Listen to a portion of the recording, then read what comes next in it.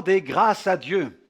Dans Jacques, chapitre 1er, verset 17, l'auteur de l'épître écrit « Toute grâce excellente et tout don parfait descend d'en haut, du Père, des lumières, chez lequel il n'y a ni changement ni ombre de variation. Amen. » Vous disposez de capacités intellectuelles qui vous ont permis de réussir dans vos études. Vous avez un bon emploi, vous avez des biens, une belle voiture, une superbe maison. Dieu soit béni pour toutes ces choses. Mais n'oubliez pas de rendre grâce à Dieu pour tous ses bienfaits. Que ces bénédictions ne soient jamais des obstacles à votre développement spirituel. Au contraire, qu'elles le favorisent. C'est le Seigneur qui a permis que vous obteniez ces biens. Alors, honorez Dieu en vous souvenant que tout ce que vous avez vient de lui. Paul a voulu insister sur ce point auprès des chrétiens de la ville de Philippe quand il écrit dans Philippiens 4, 19 « Mon Dieu pourvoira. Amen.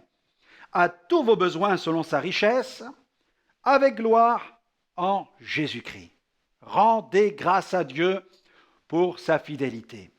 Gardez votre cœur de l'orgueil et ne laissez pas les bénédictions matérielles et temporelles vous voiler la face de ce qui est éternel. Regardez, dans Deutéronome, chapitre 8, versets 11 à 14, l'Éternel donne ce conseil, cet avertissement même.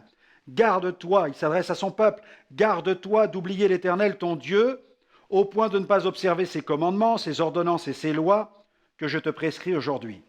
Lorsque tu mangeras et te rassasieras, lorsque tu bâtiras et habiteras de belles maisons, lorsque tu verras multiplier ton gros et ton menu bétail, s'augmenter ton argent et ton or, et s'accroître tout ce qui est à toi, prends garde que ton cœur ne s'enfle et que tu n'oublies l'Éternel ton Dieu qui t'a fait sortir du pays d'Égypte, de la maison de servitude. Amen. Qu'il est désolant d'entendre certains chrétiens réclamer à Dieu des biens matériels et de constater que dès qu'ils les obtiennent, ils désertent la maison de Dieu et se laissent absorber par leurs affaires terrestres. Quelle ingratitude!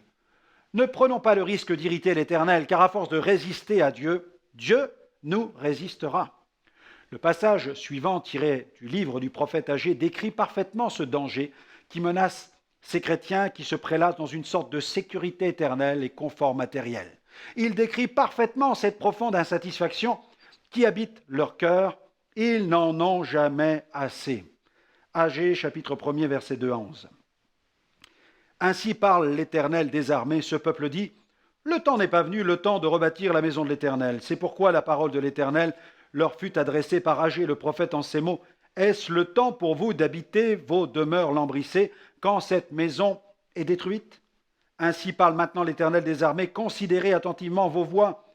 Vous semez beaucoup et vous recueillez peu, vous mangez et vous n'êtes pas rassasiés, vous buvez et vous n'êtes pas désaltérés, vous êtes vêtus et vous n'avez pas chaud. Le salaire de celui qui est à gage tombe dans un sac percé. Ainsi parle l'Éternel des armées, considérez attentivement vos voies, montez sur la montagne, apportez du bois et bâtissez la maison. J'en aurai de la joie, et je serai glorifié, dit l'Éternel. Vous comptiez sur beaucoup, et voici, vous avez peu, vous l'avez rentré chez vous, mais j'ai soufflé dessus. Pourquoi, dit l'Éternel des armées?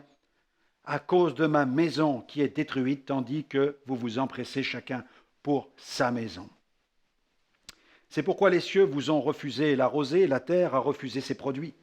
J'ai appelé la sécheresse sur le pays, sur les montagnes, sur le blé, sur le mou, sur l'huile, sur ce que la terre peut rapporter, sur les hommes et sur les bêtes, et sur tout le travail des mains. Les gens qui vivent avec la mentalité de la superprospérité commettent donc la grave erreur de placer les dons, les biens temporels et les bénédictions au-dessus du donateur. Attention, c'est un péché. J'aimerais vous recommander cette prière pour aujourd'hui. Merci Seigneur pour toutes les grâces que tu m'accordes, pour les dons, les talents. Je reconnais que tout vient de toi, tout don excellent descend d'en haut. Je ne peux rien faire sans toi. Oh, que jamais je n'oublie que tu es le donateur.